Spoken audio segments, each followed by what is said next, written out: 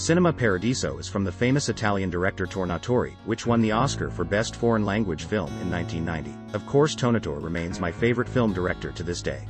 The story begins with the memories of an accomplished director. He was in bed with his lover when he heard the wind chimes and remembered the past. When he was a child, he worked as an assistant in the Catholic Church, which also had a movie theater.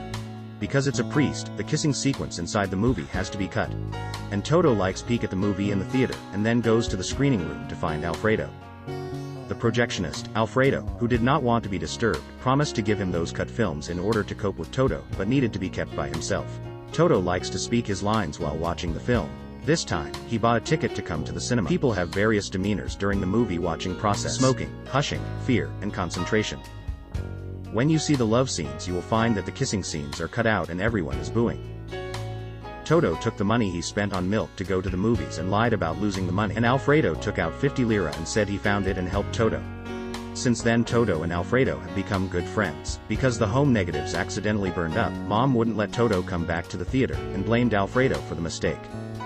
Let them both be estranged from each other again. But at the time of the qualification exam, the clever Toto finally used to help him cheat at the expense of getting Alfredo to agree to teach him to play movies.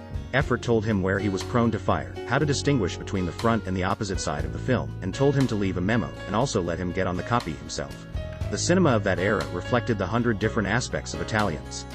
People's love, upbringing, joy, and fear are all in it. One night there were many people who queued for many hours without seeing the movie.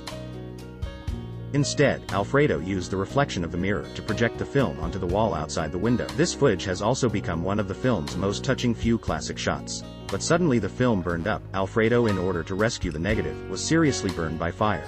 Only Toto by himself alone dragged Alfredo all out. Because rich people rebuilt the theater, since then Toto has become the projectionist of the new Cinema Paradiso. Since they no longer belong to the church, finally kissing scenes appeared on the screen. The church also moved to other locations. The recovered and blind Alfredo came to the screening room and encouraged Toto to do more important things in the future. Then there were more theatrical subjects, such as color films, erotic films, and horror films. There were also new films that did not catch fire easily, but no matter what, the movie is always accompanied by the passage of time. Then Toto fell in love with Elena, the daughter of a banker. Alfredo told the story of a soldier who waited hard for the princess for 100 days outside the window as promised, but left on the 99th day.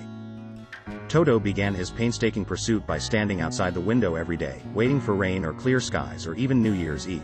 And on the last day, just when Toto was about to give up, the girl came to the theater, and Toto reaped his love. Of course, there was a huge gap in status and wealth, and they soon parted ways. The girl goes to college while Toto goes to military. Toto wrote many letters, but received no reply. When he returned home, Toto went to see his friend Alfredo. When Alfredo asked his girlfriend, Toto replied that there was no more news about anything.